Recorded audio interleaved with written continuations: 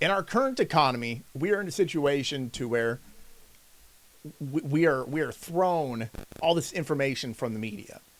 We are thrown the idea that the unemployment rate is down, the stock market is up, and we're supposed to feel good about that. And, I have commented on it many times. I feel like we're in a recession. This actually feels a lot worse than it did in 2008. Now, if you don't remember 2008, that's okay. It's okay. You're going to find out what it's like to be in a recession. Now, some of you may be saying, SP, we're not in a recession. Nobody has said we're in a recession. And okay, fine. Fine. Say what you will. But that doesn't mean that it isn't difficult to find work. It doesn't mean that this isn't like being in a recession. And there are certainly things that we have to be mindful of in the job market when we're trying to find jobs, because all of us job seekers, we need to have jobs. So there needs to be a lot of employers. To get jobs, there has to be a lot of employers.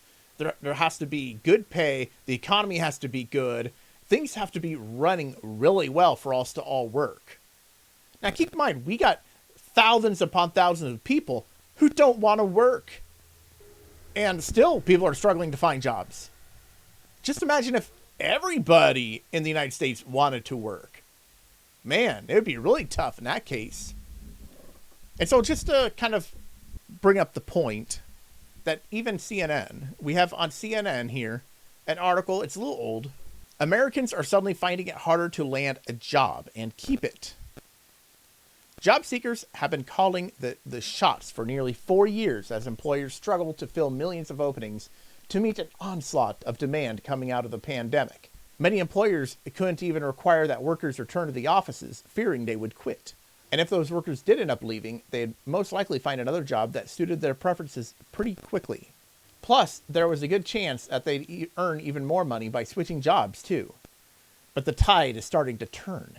Suddenly, the red-hot labor market is feeling closer to lukewarm for job seekers.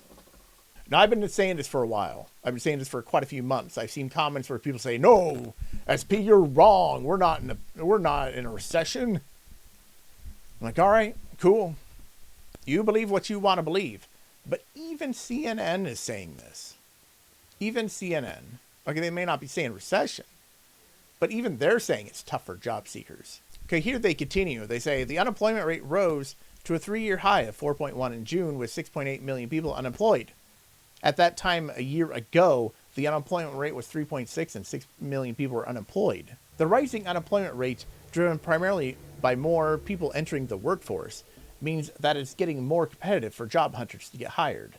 It's just one of several signs of the changing narrative in the labor market.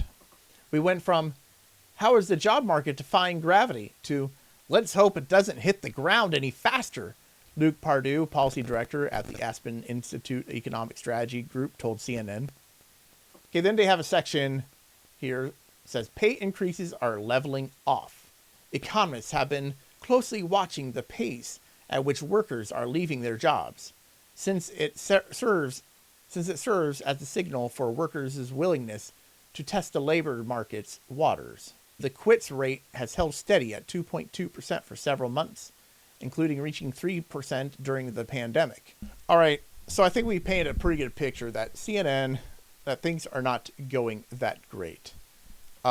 There's one part here I do kind of want to point out. I mean, I think we all get it. Pay increases are not going up. People are having a hard time finding a job. And here they have a section that says, people are staying unemployed for longer. The median duration of unemployment jumped higher last month to 9.8 weeks from 8.9 weeks in May, and landed at level not seen since January 2023. And so yeah, I mean, this isn't a big jump, but it does show that we're trending in the direction of how long it takes to find a job. It used to be that people pretty commonly would say, just expect to take 6 months to find a job. And I mean, right now we're a lot lower than that, but at the same time, it's increasing. The article continues. That aligns with the recent trend seen in Labor Department jobless claims data.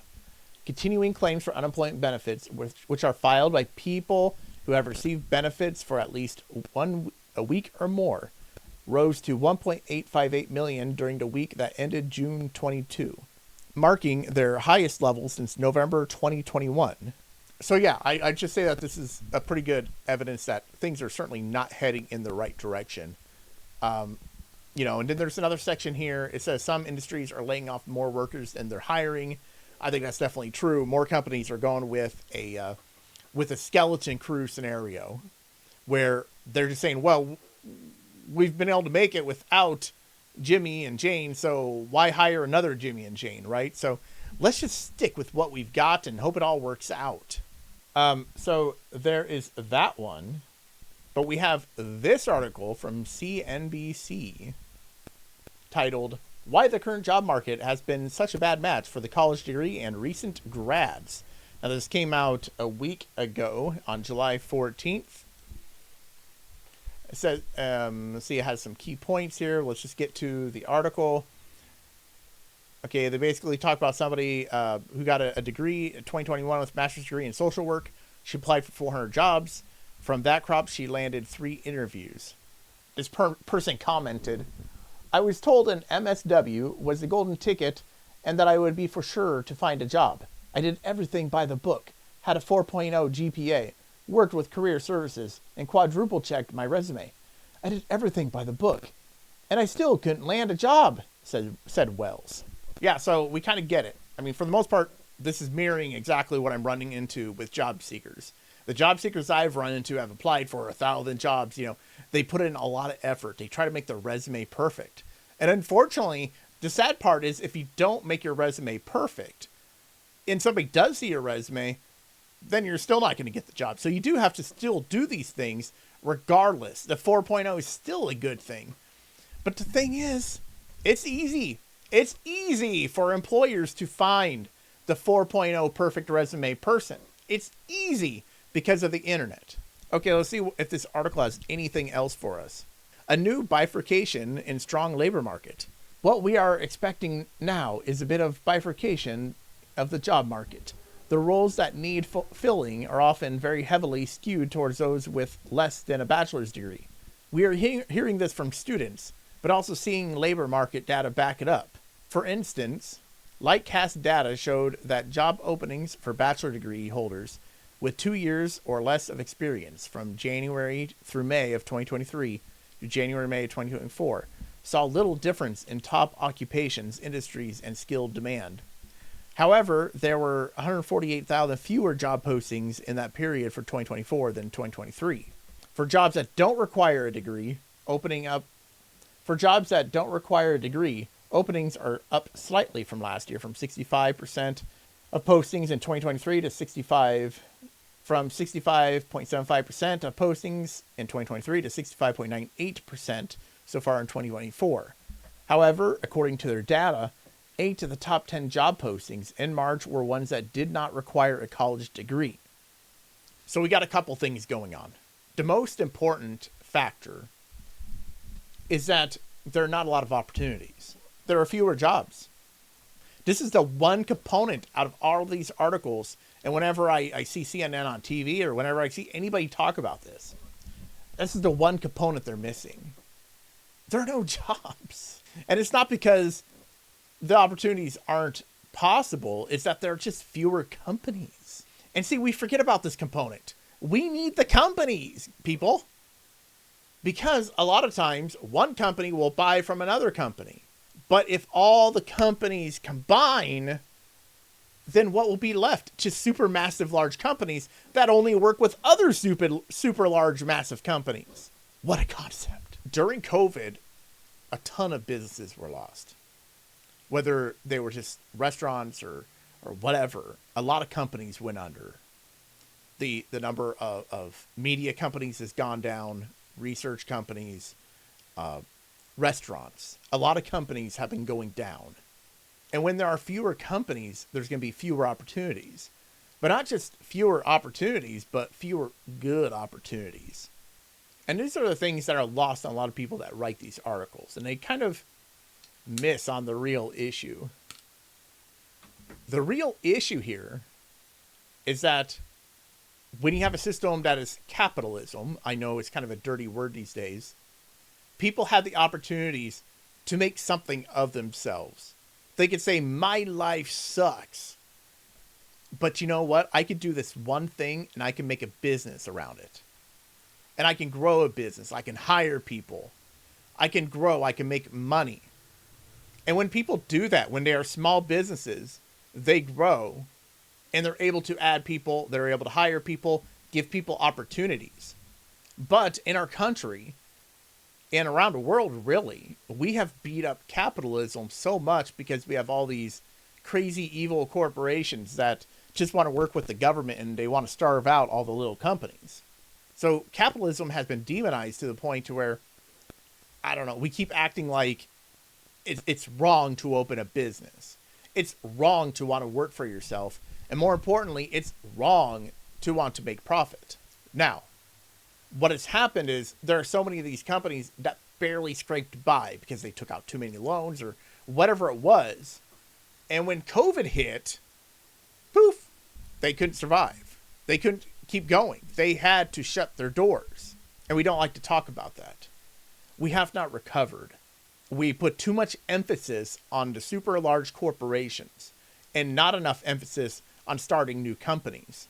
Here where I live, the most popular electrician that hired 5 to 10 people every year closed their doors. The guy retired. Here where I live, the most popular car mechanic, said, you know what, I've made lots of money over the years. I don't really care anymore. I'm retiring. And you say, well, who cares? Yeah, but that's 2 companies. 2 solid, stable businesses, the most popular companies in their field. And they're closed. Nobody wants to buy their businesses. There's nobody to buy their business. And you kind of go, really? Nobody? There's not somebody with 10 years of car mechanic experience that can't run that shop? It's not possible. There's nobody that used to work with you that is willing to take over? And this is just in my town. And I'm sure in your town, in your cities, the same thing has happened. A lot of people 2 generations ago worked hard. They survived the early 80s. They survived economic crisis after another. And they made money and they said, you know what? Screw it. Piss off. I'm done. And so which of us are going to grab these opportunities and resurrect them, pull them from the ashes and say, we are going to keep going and we are going to succeed. We can't depend on these large companies because these large companies don't have our best interest in mind. There is no accountability. We can't just say, you know, you did wrong and therefore we're going to stop going with you. You know, some companies, they thought that they're too powerful. They thought they're too large. And quite frankly, they probably are. You think of places like, you know, brands like Bud Light that thought they were bulletproof, but they're not. We need more small companies. These big companies need to be broken up. And we need small companies that compete with each other. And that's how we get our jobs back. That's how we get our pay increased, by having more opportunities. And these articles, quite frankly, I'm surprised that they're showing up only now. Because up until recently, they have been all sunshine and lollipops. There's going to be a change. There's going to be a new turning here in America. America 2.0. Either you're trying to tear it down or you're going to be part of America 2.0. And we're going to resurrect this country and show the world what America is all about. That's it for today. I'm SP Graham. This is Jobferno. If you have any questions, let me know. Send me an email at questions@jobferno.com. And as always, choose skills over money.